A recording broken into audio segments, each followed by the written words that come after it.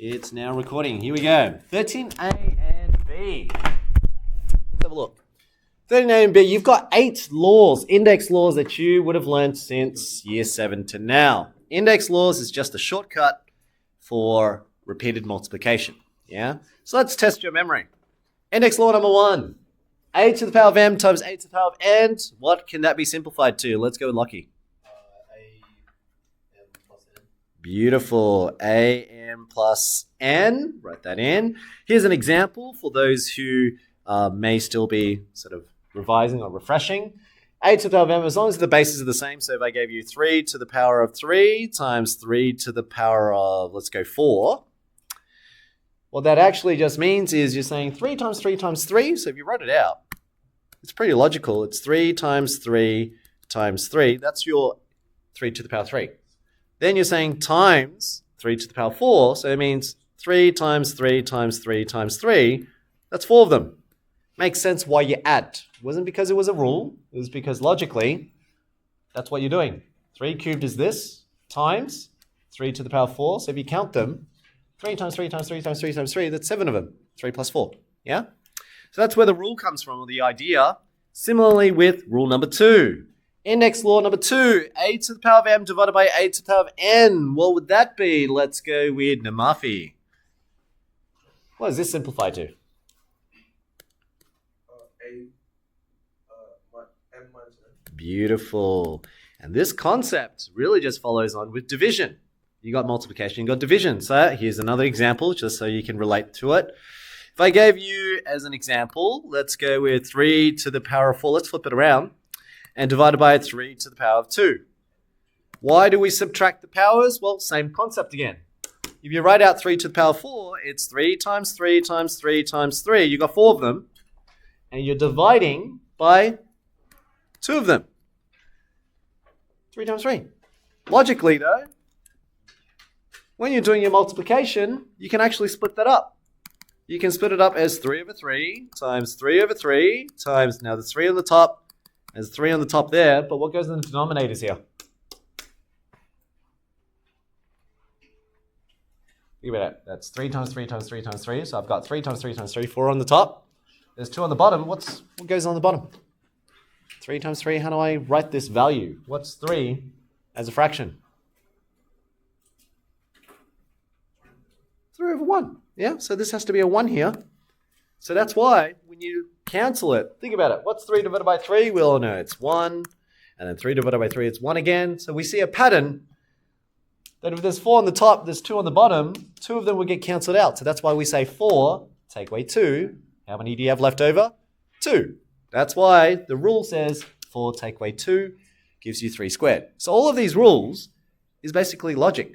My year 7s can probably figure that out if I guide them. Yeah, so it's a rule that just helps you to simplify the amount of multiplications you have to do. Then you follow on. Let's go with the third one. Let's see if you start remembering. So most students remember 1, 2. They'll kind of remember 3. They mess up 4 and they mess up 5. This one they always remember, but they do make a mistake. So I'll show you where the mistakes often happen. And then the last 2, they screw up. Okay, so they hate negatives, they hate fractions, and definitely hate thirds. So these are the kind of things. Rule number 7 and 8 are the ones I want you to know. I know everyone knows 1 and 2. I don't really care about that. I'm interested in how many of you can apply rule number 4 correctly, because it's really following from 3. And number 6 is the one that I want to see how many of you, in terms of your layout, whether you make a mistake. So let's go with the rules again. Law number 3, a to the power of m to the power of a to the n is what? Let's go with Mete. Beautiful. So we can say it's multiplying the powers. And again, I can show you the proof to it, but let's just stick to the rules for now, just so we can get through it. So a to the power of m to the power of n means you can times them. And this is where, number 4, students make a mistake. Here's a typical one that you can see where students might make a mistake. All right? So this is a typical example for number 4 that I see students doing wrong. And it happens in Unit 1. You know, when you get something like 4AB and then I go, well, I'll just do this for now. Yeah. What most students do, some of you might be thinking it, you square the B, you square the A, You write it out and it's 4a squared b squared, but what are you missing? Yeah, because the rule says anything that's multiplied to each other has a power. I know when I put a 3 and a 2 there, a lot of students will do the 2 times a 3, they write a 6, 2 times 2, they write a 4, but what they always tend to forget, well, not forget, I almost feel like they don't really understand the rule, but they think that 4 is just a number, and it's not. That's actually 4 to the power of 1, so 2 times the 1, often they're missing the constant. Okay, it happens all the time, even with fractions. So if they put in like 3 on the top and they do a to the 5 and it's like -2 there, what most students do, times that, they forget that 3, this is actually 3 to the -2 over a -10, because that's now rule number 5. See, rule number 5 says you take the power, you times each power inside, all the terms. This one has to have the power. And like I said, what's a common error that students hate? Fractions and negatives. This one right here, I want you to simplify that. I don't want negative powers. What would the answer be? What would the answer be if I don't want negative powers? Because in year 12, you can't leave your answers with negative powers. It has to be positive powers. Beautiful. And 3 to the power of 2 is? Beautiful. Okay, so again, negative power, rule number 7. If you remember rule number 7, which I'm just going to show you over here. So I'm going to write all the rules in again. So a to the power of m times p. This is b to the power of n times p. This is a to the power of m times p. This is b to the power of n times p. We'll talk about a to the power of 0 soon. And rule number 7. When you have a negative power, it is the same thing as writing 1 over a to the power of m. So 1 has a negative power, 1 then has a positive power. The reciprocal will have a positive power. So how did Anthony know that the answer, it seems like 3 -2 has somehow dropped to the bottom, and then a -10 has somehow gone to the top. A lot of teachers will teach this way. They'll just say when there's a negative, bring it down, and then when there's a negative on the bottom, you bring it up, right? It is a quick way to sort of do it, but I generally like students to understand the mathematics behind it, so I'm just going to show you the algebra here. The algebra is that 3 to the -2, according to rule number 7, was 1 over 3 squared. Then you're dividing by, and here is a -10. According to rule number 7, it's 1 over a to the power of 10. I'm just following rule number 7. This here is where a lot of students' algebra and fractions break down. This is year 7 and 8 mathematics here. Yeah, so if you look at it, that's a fraction divided by another fraction. So you wrote it out. This is just like saying 1 over 3 squared divided by 1/10. Something my 8s were just doing recently. Yeah, so if you break that apart, you can see this becomes 1 on 3 squared, and when you divide fractions, my year 8s go KFC. Do you know what KFC stands for? Have you guys learnt that acronym? Keep the first fraction, flip F for flip the second, and then C for change the sign, so KFC. That's what my year 8s have taught me. They're like, oh, you use the KFC method. I'm like, what's KFC? And they're like, keep the first fraction. So for the first letter, keep the first fraction. Second letter, flip the second fraction. So you flip that upside down. So that becomes a to the power of 10 over 1. And then C, third step, change the sign. Okay, so again, this is my year 8s doing some algebra here. So here, we times them together, a to the 10 times 1. And this is how Anthony has gotten his answer, a to the 10, 9. But you can see what I mean by the algebra. That was a basic index law number 7 that you've done in 8 and 9s, but then it's about how strong your algebra and fractions are, why a lot of students struggle here, from negative fractions down to simplifying and positive powers. Examiners know that, so hence year 12, they always chuck it in. They expect you to know how to go through that fluently. Okay, but that's rule number 7. So rule number 7's there. Let's have a look at rule number 6. We all know a to the power of 0 is equal to 1. Very good. So where is the mistake? Why do students make mistakes? I mean, how can you go wrong when anything to the power of 0 is 1? This is a common one where I chuck in something like this for my 9s, 10s, and 11s. I might do something like 3a to the power of 0. What's that equal to?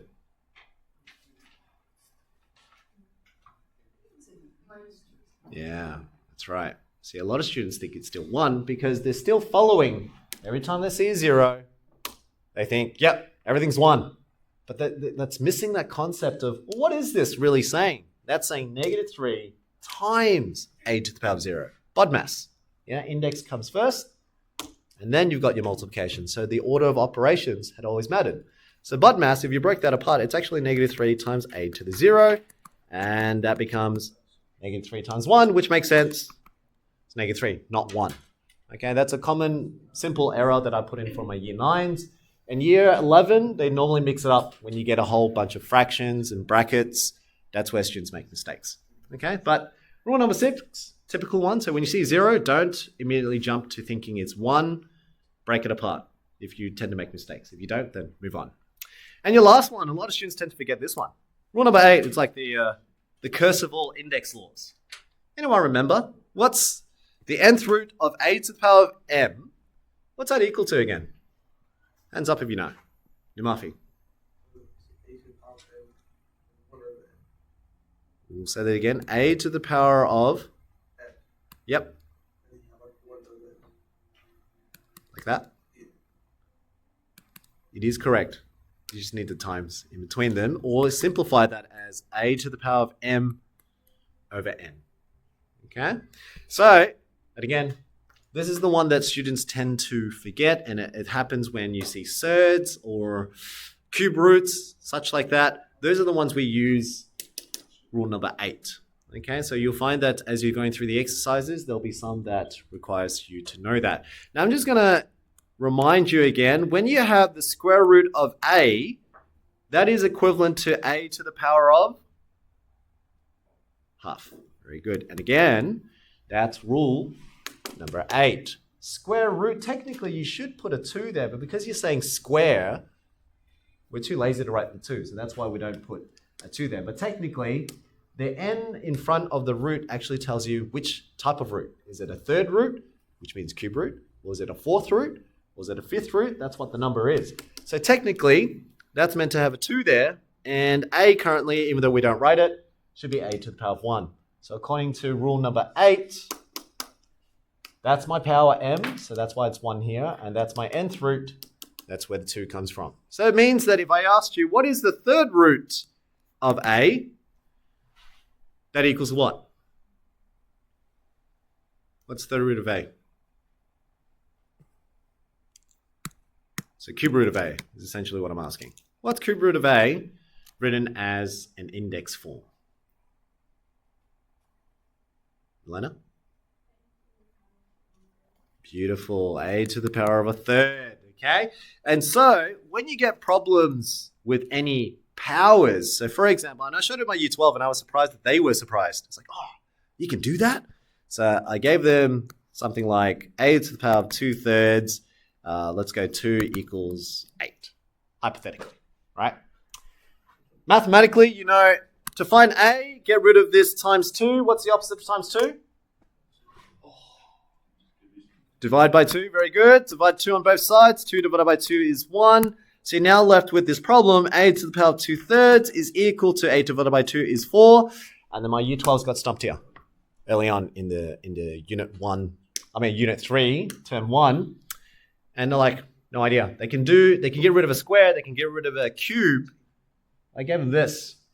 Now, the same concept that you've learned so far. You can either use all the index laws that you have. So you got rule number, which one was that again? You're using rule number 4. Or you can just use a bit of logic.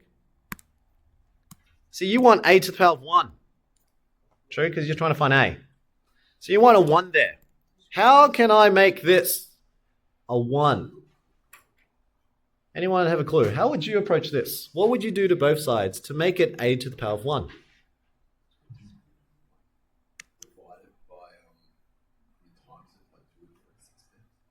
Oh, say that again? Yes. Okay, now be careful here. So Anthony's got an idea. And I want you to see his problem solving. We wanted a to the power of 1. We need that 2/3 to become 1, right? He did say times 2/3 to the power by 3 on 2. But the question is, how do I get a times 3 on 2? Because you can't just say times 3 on 2 to the power. See, if I said times 3 on 2, it's a constant. So whatever you do to the left, you do to the right. But how do I make sure I can times just the power? What do we do again? One of the rules, if you look at your 8 index laws, there's one rule that allows you to times the power. Which rule was that again? Which rule has a times to the power? 3. And if you think about it, 3 was, remember, I'll just go back. So everything goes back to your 1, 2s, and 3s. If you have a look at your third one, this was the rule where you have a times. You want that, and Anthony said, I want the 3 over 2. So I want to times it by 3 on 2. So what do?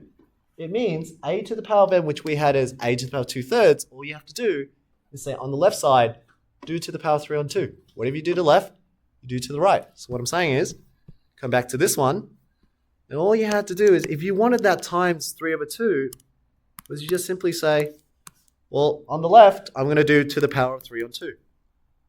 On the right, I do to the power of 3 on 2. Nothing wrong. That's fine. Whatever you do to one side, you do to the other. This here, rule number 3, says you're going to times them. Exactly what Anthony wanted. So here would be a to the power 2/3 times 3 over 2, and we know they cancel out. Or to be 1. So that means a to the power of 1 is equal to 4 to the power of 3 on 2. And I guess you can break this even further. 4. What's another way of writing 4? As an index form. How else can I write 4? Anyone think about it? 2 to the power of 2, thank you. I was a bit worried about you guys right now. Welcome back to Unit 2. So a to the power of 1, or a is equal to, now why did I change it to 2 squared? Because the 2 and that divide 2, remember this is index law number 3 again. 2 times 3 over 2. 2 times 3 over 2, or if you think about it, 3 over 2 is 1.5. What's double of 1.5? 3. Just cancels out. 2 and 2 cancels out. We all know what 2 cubed is.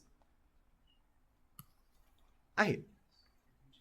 Now, if you're looking at this and you're like, oh, I didn't see that, the exercise 39B does that. That's what you're practicing. But can you see how I've taken something very simple and got your 8 laws? That's why my year 12s didn't see it at the start of the year, but you have to build that algebra to be able to work through that. Okay, so that's what 39B is. It's going through that algebra, getting really flexible and problem solving. Okay, team, so let's do some problems now. So I'm going to give you, that gives me a break from talking, I want you to have a go with first 2 examples plus, for those who are game, this one's tricky. See if you can figure it out. But the first 2 you have to be able to do correctly. Okay, so this is the expectation. Algebraically, from year 7 to 10, you technically should be able to do this, but have a go with the 8 laws in front of you. I want the first 2, and those who are game, try that third one.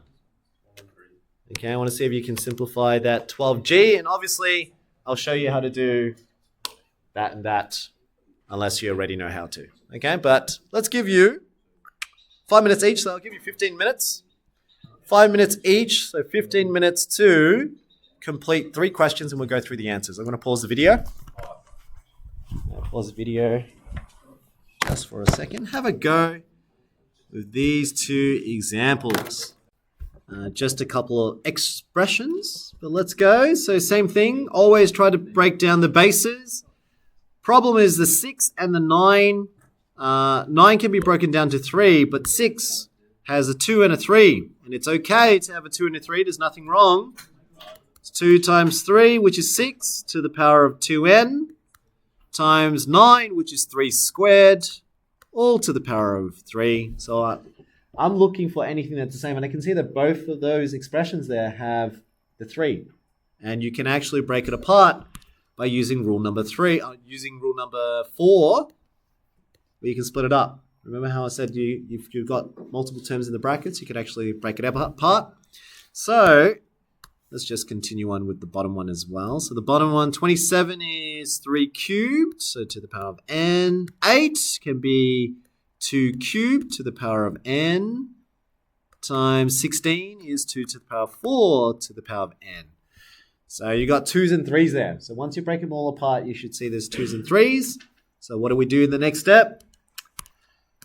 Break that bracket apart.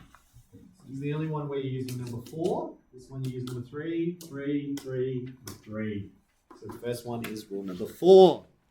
Rule number 4, breaking it apart, becomes 2 to the power of 2n times 3 to the power of 2n, because you're timesing the powers, so 1 times the 2n there. Multiplied to 3 to the power of 2 times 3, which is 6. This is 3 to the power of 3n. This is 2 to the power of 3n. And this is 2 to the power of 4n. Now that you got there, then it's all back to, again, rule number 1 and rule number 2. So I will collect all the bases, and all the bases are the same. So I can see that this one is a 3, this is a 3, this is a 2. This is a 2, this is a 2, this is a 3. So usually for me, mathematically, I like to organize them together. So you don't have to do this step, but this is how I do it. All right, 2 to the 2n over 2 to the 3n plus 4n. Okay, because you're timesing the 2's on the bottom together. And I separate it, and I do 3 to the power of 2n plus 6 divided by 3 to the 3n. That's just me. Okay, because I like to be organized. I like to have them separated, so that way my brain can work much better.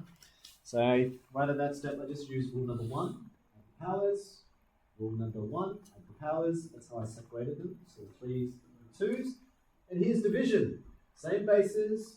Division means rule number 2. Subtract the powers. So if I subtract the powers, in the next line, I should have 2 to the power of 2n. Take away, and you've got to be careful here. There are 2 terms or 2 powers. There's a 3n and a 4n there.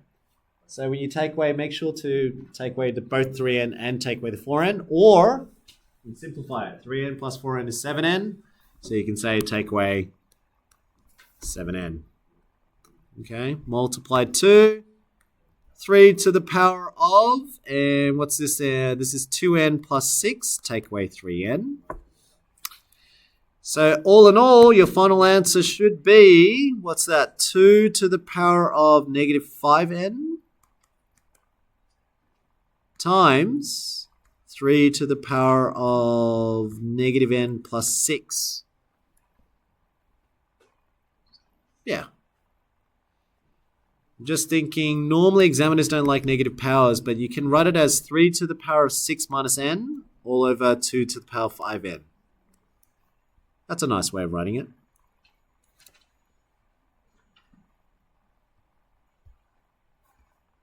But no right or wrong. You can mix it around. Okay, so all I did was I just swapped the 6 instead of negative n plus 6, and I did positive 6 minus n. And that's a negative n there, so I used rule number 7. Write my answer like that. Yes. So the answers in the back of the book could be slightly different to you, but as you can see, the approach that I take, I like to keep it as 1, 2, and 3's. Rules 1, 2, and 3 will get you through most of them. All right, team, you now have, what's that, 15 plus about another 10. So you got about 25 minutes of your time. I'm going to leave this as your time to practice just 8 rules. I'm going to write the solutions for the next 2, and you can copy it down if you like, or you can always go back to OneNote and then check it out. Okay. I'm going to stop the video.